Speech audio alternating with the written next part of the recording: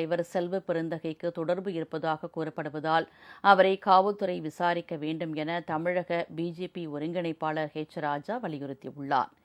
சென்னையில் பிரதமர் மோடி பிறந்தநாளை முன்னிட்டு இருசக்கர வாகன ஓட்டிகளுக்கு இலவச தலைக்கவசம் வழங்கிய பின்னர் செய்தியாளர்களை சந்தித்த அவர் இதனை தெரிவித்தார்.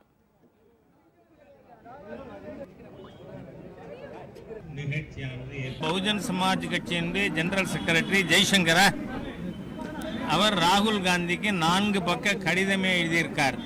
ஆம்ஸ்ட்ராங் அவர் படுகொலையில் இந்த கே செல்வம் என்கின்ற செல்வ பெருந்தொகைக்கு சம்பந்தம் இருப்பதாக சுட்டிக்காட்டியிருக்கார். செல்வ பெருந்தகை என்கின்ற கே செல்வம் கிரிமினல் பின்னணி உள்ளவர்கிறத இந்த குற்றச்சாட்டு நிரூபிப்பதா இருக்கு.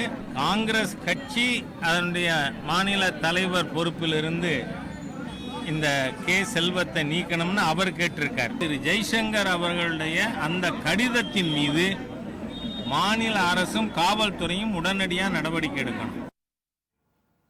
இதனிடையே ஆம்ஸ்ட்ராங் கொலை வழக்கில் செல்வ பெருந்தகையை தொடர்புபடுத்தி பேசிய பகுஜன் சமாஜ் கட்சி